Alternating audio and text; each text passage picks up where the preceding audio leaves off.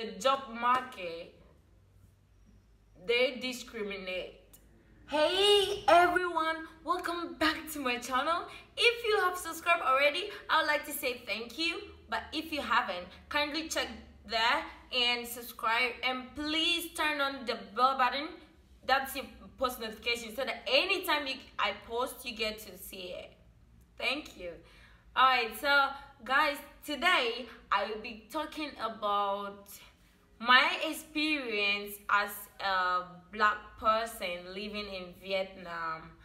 Okay. I've been here for the past, I've been in Asia for the past 19 months, and I think I qualify to talk about what to tell my experience, right? Because any country you go, you have 6 months to apply for residency. Other than Vietnam, it's a different ball game together. So what do you have to know? What do you need? Or what has been my experience as a black girl in Vietnam? Number one, they are gonna stare. Like, so when they're staring at me, I'm like and when they're staring, I look, I just did it, and they stop, and I go like yeah. And when I said Sinchao, what, that spoils everything. Like they think that I speak the language, so they're gonna stop and try to talk to me, and I run away like, please, I don't know, come here, I don't know, so please don't come for me. Yeah, so they're gonna be staring. They stare a lot. I don't know, there are quite a few number of blacks living in Vietnam. I've been to Hanoi, I've been to Ho Chi Minh, and I've been to where? No, that's it. But it's the same everywhere. They all stare. Ho Chi Minh has large number of tourists living there, but it doesn't stop them from staring. Hanoi the same. It doesn't stop them from staring. And where I live is quite small, and they stare. And what is very uncomfortable is that I can never get used to it. I don't know why it's so difficult when they're staring, like, it's so uncomfortable. And they touch my skin, they touch my bum, they touch my girls. Oh my god, it's so. When it the first experience, I freaked out, and I was like, what is that? But she was smiling, and I was like, okay. So like, maybe that's the way of admiring, because she cannot speak it. So I just have to, you know, deal with it. But it's been good so far. They stare, they touch my skin, and they take pictures of you guys. They take pictures. Lit on the motorbike, no, like in the first shop, I'm eating noodles, and someone is sitting opposite of me, and before I realize,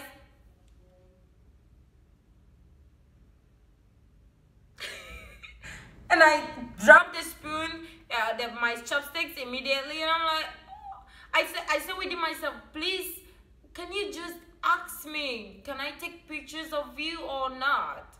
You know?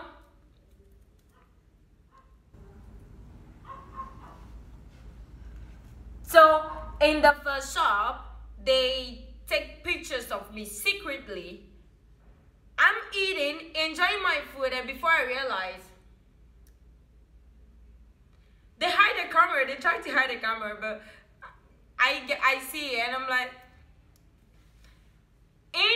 deep down inside me, I'm like, I wish you could just come to me. Can we take pictures?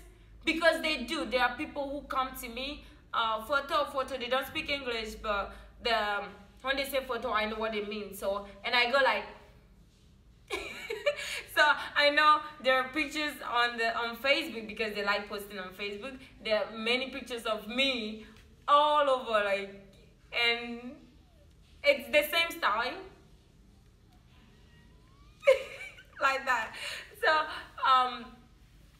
they take pictures of me unwantedly, and yeah, sometimes some people ask, which is very cool. If you ask me, I'm gonna pose for you, but if you don't ask, it's kind of offensive, because I'm a person, I don't walk and see something and take pictures of it. So when they do that, I kind of feel like it's impolite. I've addressed that on one of the experts web pages, but the reaction, it's mixed reaction. People say it was rude. People said, don't you take pictures when blah blah blah on they are doing all of that on their motorbike, and you think it's beautiful. I don't do that, but I know many people will do that. So I just have to accept that. That's it. In Ho Chi Minh, I took a lot of pictures with them in Hanoi and where I live currently. So if you see my picture somewhere and I don't take it serious, I'll probably angry when they take it. Okay, so number 2, my second experience is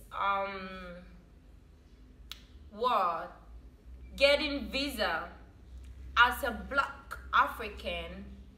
I'm saying Black African because we have Black Americans, and the way the way they acquire their visa is different. It's way different from ours.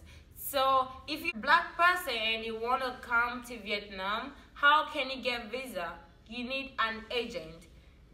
It means you need someone who knows someone who knows someone to know someone and know someone before you can come here. You cannot just stand up and say, okay, let me log in, or let me log on to this website, and no, honey, it doesn't work for us like that. So you have to take note.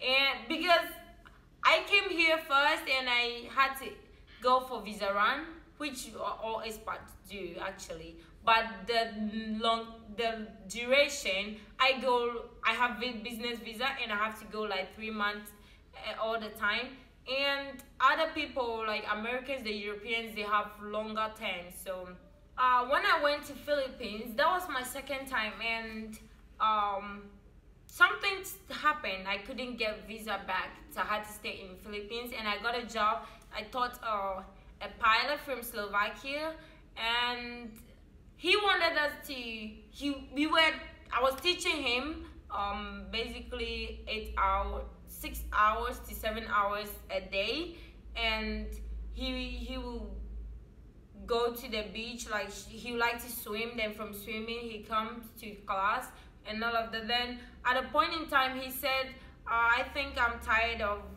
Philippines, so let's go to Vietnam. And I said, yeah, I told you I was working in Vietnam. So he just logged on to this website, and in a couple of minutes he got his visa. Now it's my turn. There was no option, like there was no gun in my country, like there was nothing like that. So I have an agent actually, so I had to talk to her, and she told me it was $600 or $670. I don't remember, but it was expensive. And I told him, he said, interesting. Then I think I'll have to leave you. So that's how I lost my job in Philippines. It was a sad one because, yeah, I love to work, and I lost job just because I couldn't get visa. It was kind of a big deal. Okay, on to the next one.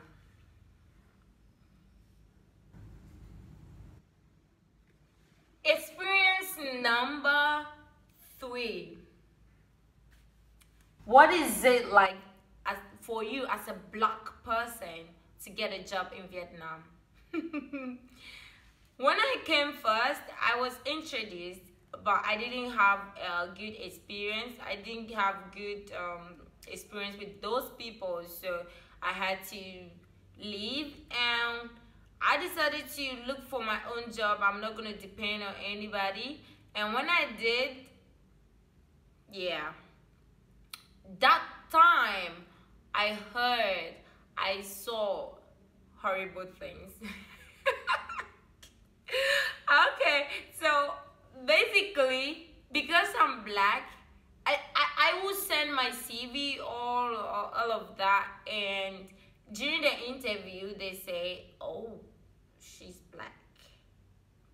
Yeah, I'm black. You could see that from my name, my country, you know, we don't have, only aside white South Africans, we don't have white in Africa. So, and I state clearly, I'm from Africa. So what is it? What is the big deal? And the worst part is that one European was in charge of one school, and when I sent my CV, I was like, okay, let's talk this time. And when it was time to talk to him, and we talked for, I was like, hello, sir, and he saw me, then he dropped the call, and up till now, I've never got any message from him, and I'm like, whoa, what could that mean? You didn't know I was black? Why did you drop the call on me? That's so... I actually don't care, but the job market, they discriminate. If you are black, they see you as not good and not a native speaker. Okay, so even if you're a black American, you're gonna have to go through that. If you're black in London, in England, you're gonna go through that. So they see black people as not natives. And when you are black American and you have American passport, you're gonna ask, how come? How did you get that? You see, so they feel, as I said, I think it's just ignorant. Yeah, many of them are just ignorant about how the system actually works. So yeah, I was discriminated against, and once you get a job, it's different. They love you. That's the rewarding part. My kids love me, and it feels good. I get nice comment. I get parents asking me for lunch and all of that, and I feel so grateful, and I love my job, so it makes me to do my best. So that's it. The job market is not the same for a black person. You know, as a black person, I need a degree, I need a TOEFL, and as a white person, you could come with nothing and you're gonna get it. You get a job, and probably a high salary, more than more than me that I. It's sad. It's funny but sad, you know. You could get more than I have because of this. I think they feel like the lighter the better, or the whiter the better. So yeah, that's in the job market, that's what I have to go through. It's sad, right? But when you get a job, when you come here, you need to be proactive. You need to be smart. You need to show them that you really deserve what they are giving you, or you really deserve to work with them. That's it, and they're gonna love you. But in the beginning, forget, you are going to go through something. Struggles with getting your hair done, getting clothes, getting makeup. If you're a makeup lover, it's a struggle because they don't have, okay, there's no black salons, there's no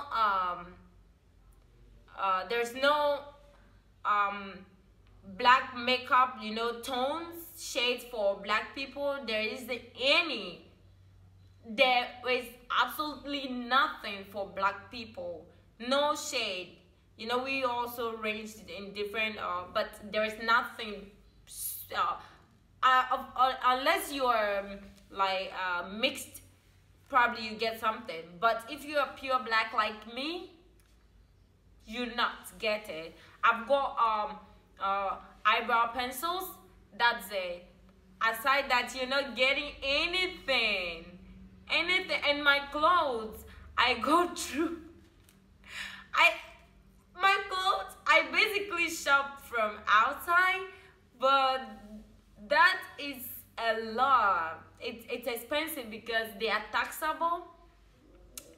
So I have to I stopped and I've decided to be making it, so you custom made it. And my shoes, fortunately, my feet are not too big, so sometimes sometimes I also buy from outside.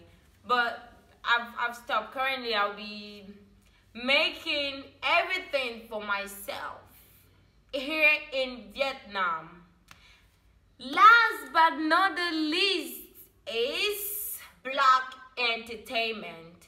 Do we have the entertainment industry, like here in Vietnam? Do we have to get a chance to? In Ho Chi Minh, I think there are a few clubs that you can go and they play hip hop. But where I live, it's EDM, because they have a club, but it's more like a pub and bars, and they just get to play some few songs, and people love it. But I wanna twerk. I wanna dance, you know. I love that kind of hip hop. It's playing loud with heavy metal, you know, and I love to hear African music also. The Afrobeats, yeah, and the Azontos. Oh, how do we do Azonto? I don't remember. But you know, I don't get that, and I don't get to meet a lot of you're basically gonna lose Black interaction, and you're gonna miss home a lot. So what you have to do is to make friends, you know. All you have to do is make friends with them, and they are really helpful. There are people willing to do anything for me. I just don't like bothering people. I feel like it's a bother. So can you come to my house and all of that? I go out once a while, but I don't fancy to like leave my house every day and go to someone's house. It's a bother. I like my personal space, and so I believe that other people also deserve their own space. I don't have to be in your space all the time. So that's why I get the invite, but I just accept once in a while.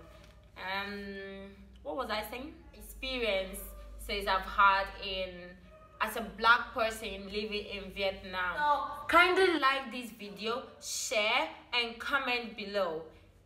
Until then, it's a goodbye.